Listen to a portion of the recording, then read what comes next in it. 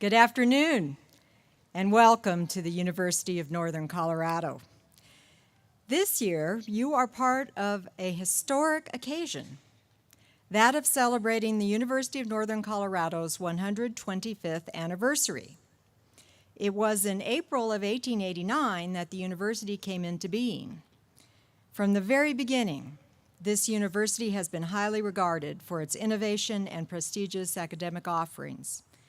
We are proud of our past, and we look forward to the work that will carry this great university into the future. As you pursue your academic careers here, remember that you have now become part of a rich 125-year-old tradition.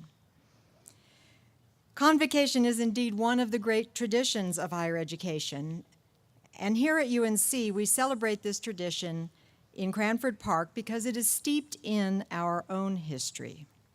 It was here on June 13, 1890, that civic leaders, educators, and citizens from across the state of Colorado came to celebrate the beginning of this institution and to lay the cornerstone for the first building on our campus. Although that first building is no longer here, its cornerstone has a place of honor just past the end of this wall to the north. Students, you are a vital part of this community, and we are excited to have you here. At UNC, we understand that going to college is about more than earning a degree. You are here to prepare for a successful and rewarding career and life. However, we also believe you'll be preparing to make a positive difference in the world. Our faculty and staff are here to support you in these goals. The foundation of UNC's culture is community.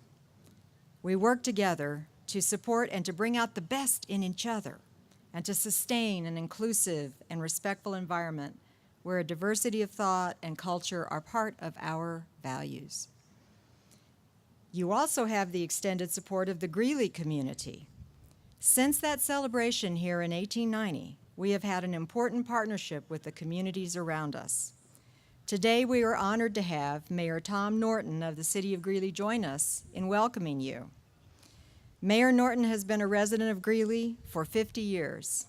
He has been the elected mayor for almost 5 years and has a deep passion for the Greeley community and for developing a strong and connected relationship with our campus.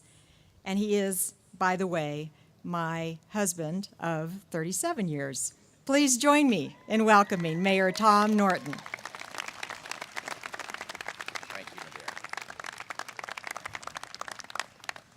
Thank you. It's always a pleasure this time of year to welcome all of you to the City of Greeley. We have developed a partnership that isn't quite as strong as the one my wife and I have, but similar to that, the university and the city. And it's so important that you understand our city and we help you grow, learn, and do what you need to do as a new student at this university. You represent about 15% as the entire university does, of the City of Greeley's population. So we take you very seriously. We want to provide the services. We want to make you welcome. We want to provide you maybe a little job here and there in case you need some assistance in going to school. But we also want you to have fun with your learning. We want you to enjoy sports. We want you to enjoy life. We want it to be an experience that Greeley can help you make yours and understand community. We are very strong also on community service. And the City of Greeley provides a variety of programs for community service as you grow and want to get involved in the community more and more. Feel free to call City Hall and say, the mayor said, and we'll work it out. We really do enjoy the university as a part of our community and welcome you. Thank you. Thank you, Provost Wacker. President and Mayor Norton, I've always wanted to say that. Deans of the colleges, library, and graduate school, my esteemed faculty colleagues, and most of all, new and continuing students at the University of Northern Colorado. It is an honor to stand before you today and to deliver your first lecture. You've probably had a lot of lectures since you got on campus, but this is officially the first lecture. The M. Lucille Harrison Award is the highest award that UNC makes to its faculty. I never felt myself worthy of this award and feel somewhat intimidated standing here today. I'm intimidated because I am facing colleagues who deserve this award much more than me. This is a wonderful university. You will find that you have the most underestimated faculty in the state of Colorado. Excellent, skilled teachers who do research, write books and articles, compose music, create works of art, lead professional organizations, give back to the community, and who, most importantly, will spend time with you. You won't find the kind of a personal attention you receive at UNC anywhere else. I am also intimidated because my work involves such a small proportion of the school-age population that I cannot imagine that any of you are interested in what I do. Children with visual impairment comprise about 0.1% of the school-age population. 0.1%. Many of you may never have known a person with visual impairments, except perhaps an elderly family member. Perhaps over your elementary and high school education, there was 1 or 2 students in your school who were blind or visually impaired. They might have read Braille, or used large print, or used a telescope to see the board, or perhaps they used a Braille note taker, or software that voiced the text that was on the monitor. Maybe they used a white cane to walk from class to class, and maybe you were their friend. Most likely, you can count on the fingers of one hand the number of people with visual impairment that you have met. So let me tell you why I love my work. Mostly, I love teaching. The recent passing of Robin Williams reminded me of his 1989 movie, Dead Poets Society. Now, I realize that the majority of you were not even born when that movie came out, except for, of course, the people behind me. But maybe you've seen the movie. There's this scene when Ethan Hawke, the shy, self-doubting Todd Anderson in the movie, closes his eyes and speaks extemporaneously and passionately about the images going through his mind, and the classroom erupts in applause. There's an expression on Robin Williams' face that is exactly the way I feel about teaching, about seeing my students solve a problem or reach a conclusion. It's that light bulb effect, when I can see the light come on in a student's mind and know that my work or my encouragement, my teaching, had something to do with that student's understanding. That expression on Robin Williams' face is how I feel with every student at UNC and every student with a visual impairment too. Let me illustrate what I mean and why I think training teachers to teach children with visual impairment is such a stimulating, constantly changing, dynamic job. Bear with me, but I want you all to close your eyes, even the people behind me, and I want you to say what I do and do what I do. So, if your eyes are all closed, the rain in Spain falls mainly on the plain. Oh, that's very good. You did that well. Now,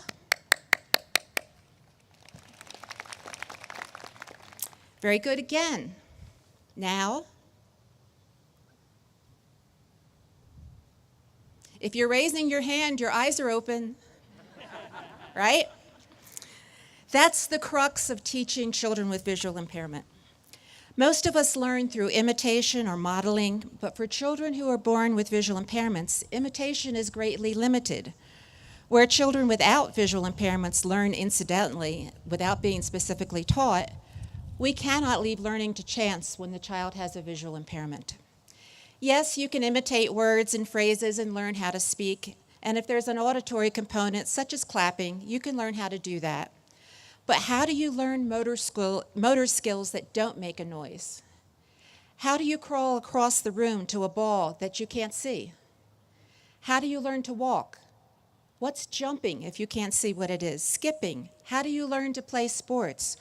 Or shake hands, or put your hands in your pockets? People with visual impairments can do all these things, but their sensory impairment fundamentally alters the way they get information, the way they learn, and how teachers and parents must teach. That's what my work is about. training teachers to teach non-visually. It's not easy for either the children or the teachers. It requires teachers to think outside the box, to change the way they've always done things, to challenge their assumptions about how people learn, and to continually learn themselves. I am constantly challenging my own assumptions about my work and continuously learning as I do so. For example, many private agencies that depend on fundraising from the public to provide their educational services to children with visual impairments and their families talk about the devastating effect that blindness has on the developing child and his or her family. I wasn't so sure that that was really true. After all, I came into the field as a legal secretary to a blind Harvard Law School graduate who showed me the possibilities of blindness, not the limitations. It felt to me like blindness was being portrayed by these fundraisers as pitiful, playing on the public's emotions to give more money. So I conducted a study where I examined the development of young children over 5 years, and guess what? They all learned. Some of them made faster progress than others, and the children that had disabilities in addition to blindness had a more difficult time, true. But about 1/5 of the children in my study were right on target developmentally, growing and learning at the same rate as children without disabilities. No one else had ever said that before, had ever found that before. All of our textbooks at the time stated that young children with visual impairments cannot help but be developmentally delayed, precisely because of their blindness. Interestingly enough, those typically developing children I studied all had early intervention services, but there was no relationship to the type of services they had, and it didn't matter if the child was totally blind or had some degree of vision. This went against everything I had been taught in my master's degree program, and it went against everything I had been teaching to my students. I learned something new. That's what research does. Let me give you another example. We have something in education called the core curriculum, but for students with visual impairment, our field is also fond of saying that there is an expanded core curriculum. The instruction in Braille or low vision devices, adaptive technology, cane travel, career education, all those special skills that have to be specifically taught to children with visual impairment that aren't covered in the core curriculum, the curriculum that most of you had. Well, I wanted to test this expanded core curriculum and find out if there was a relationship between instruction in these areas and what happened after the student with visual impairment finished high school. I challenged the assumption of the importance of the expanded core curriculum, and I did not find a relationship. I was so proud of myself, and I thought I had debunked the myth of the need for specialized training. This year, with one of my doctoral students, I revisited that data and went back and looked at new data that had been collected since my first study. The young adults with visual impairment were now older, had been out of school longer, and many had entered the workforce. And this time, there was a relationship between some parts of the expanded core curriculum and which young adults had paid employment or were living independently from their parents or who attended 2- and 4-year colleges. That relationship was if they received instruction in Braille, low vision devices, orientation and mobility, and career education and technology. The point I want to make is if I had stopped at that first study, I would never have known that there is some validity to the idea of an expanded core curriculum. Youth with visual impairments have a greater chance of succeeding in life if they receive the specific training that develops the skills that enable access to education and allows them to go to school with you and me. There is value in what we do. There is value to what I do. There will be value to what you do too, if you challenge yourself and if you keep learning. I had to keep challenging my own assumptions. I kept learning, I didn't stop. And I wish the same for you. As you pursue your education, I hope you too will challenge your assumptions and challenge your faculty. We all learn when you do that. And as John Keating, Robin Williams' character in Dead Poets Society, said, no matter what anybody else tells you, words and ideas can change the world. You can too. Go for it. It is impossible to prepare a person for what the transition to college will be. Everyone has a picture in their head of what their life will look like. At every point in my life, I had a vision of where my life was going, what I was going to do, and who I was going to be. Not once has the reality matched my vision. Not once have all of my dreams come true. However, what I did find in my future was better than what I could have imagined. One of my favorite internet quotes says, "When something goes wrong in your life, just yell plot twist and keep moving." Some of the plot twists you experience will be good and some bad. But both the good and the bad will change you. UNC is a place that will change you. The opportunities and experiences available to you are endless. I know this sounds like an emptiest of platitudes, and there are several platitudes and cliches that people will tell you when starting college. Your life is what you make it. Say yes to everything. Just keep swimming. I was always someone who wanted to roll my eyes at trite advice, and if you are thinking like me, the more you hear it, the less you want to follow it. However, I will say for the platitudes and cliches, they also have the curse of almost always being true. This year marks the 125th year of students being educated at UNC. And even 125 years ago, these simple truths still ring true. This is an exceptional university with highly qualified faculty, and while many people will emphasize what you can learn outside of the classroom, don't forget that it's the learning inside of the classroom that brought you here. We may not be the largest or flashiest of universities, and you may become all too familiar with saying, "No, not that UNC, the other one." But the education provided to our students is still of the highest quality and should be appreciated. The Alumni Association recently asked graduates what advice they would give incoming students. Alum Robin Marufo, who earned her bachelor's degree from UNC in 1984 and a master's degree in 1995, did recognize the excellence of this school and encourages you to fall in love with your institution. After all of these years, she still wants to be back. On that note, I will leave you with my very favorite piece of cliche advice. You can't always get what you want, but if you try sometimes, you just might find you get what you need. So go and try, and welcome to the beginning of your journey at the University of Northern Colorado. Good afternoon. Get involved, get connected, build and grow yourself. These three terms were told to me my first week of classes here at UNC. Coming from a high school where I was extremely connected and involved, I didn't know where to begin. Who do I talk to? What would I even say? To be honest, I haven't really thought about those terms much in the last 3 years. Now that I recall my time here at UNC, I will tell you that all three things I've mentioned happened without me even realizing. You'll be told a lot of things in your time here. You'll be given a lot of different advice from a multitude of different individuals. The thing to keep in mind is that not everyone isn't the same, and advice should always be taken with a grain of salt. Higher education is something that is a privilege. Rather than assume that people owe you anything, think about what you are in control of. You are now in control of your classes, your time management, your involvement, your friends, and even those are only the tip of the iceberg. Although that may seem like a scary thought to some, it opens up a world of opportunities for all of you. College is a clean slate. The only question is, what legacy will you decide to leave? One of my professors offered advice at the end of a semester that I feel has really helped me over the last year or so. Number one, narrow your search. This pertains to all walks of life, not just jobs. Try to think of what specifically you are trying to achieve and work towards it. Not everything has to be so broad and difficult. Make small, attainable goals to reach your destination. Number two, deliver more than you promise. I'll say it again. Deliver more than you promise. It's called going the extra mile, and it will truly get you further than you can ever imagine in the relationships in your life. Number three, develop a passion for something. This is a good way to keep yourself preoccupied and find a love for whatever it is you would like.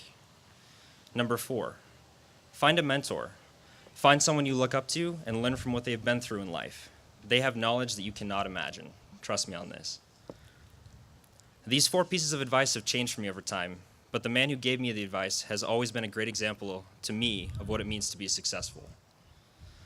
speaking of advice, when the Alumni Association asked the Bears, who have blazed this trail before you, your UNC alumni network, what advice they would give incoming students, an overwhelming number of grads responded through social media, eager to encourage, support, and inspire you. Lynn Marie Simon, a Bear from 1972, wants you to have fun. You're here to study and learn and get a degree, but don't pass up opportunities to have fun while you're doing it. Join clubs or organizations that appeal to you and get a complete college experience here at UNC, not just your degree. Tanya Franzen, another Bear who graduated in 1995, says, only say no to things that will harm you. Otherwise, break out of your shell and say yes if offered to do something. Go to sporting events. Go to cheap movie nights. Go to residence hall events and programs, and don't hesitate to walk up to a stranger and say hi. One of my closest friends from UNC was one that I met while serving in the cafeteria food line. UNC's slogan is bringing education to life, and I encourage you to think about what that means to you as you progress here, because I guarantee that meaning will change multiple times. To me, it is a fact that my professors truly care to teach real-world applications. It is a privilege that we have a multitude of resources here on campus to help you find anything you might need. It is the relationships I've built through the various organizations that are important to me. So remember, get involved, get connected, build and grow yourself. Just remember that we work too hard to not have a good time. Now I believe you've all heard enough talking for one day, as it's time to start molding your experiences here at UNC.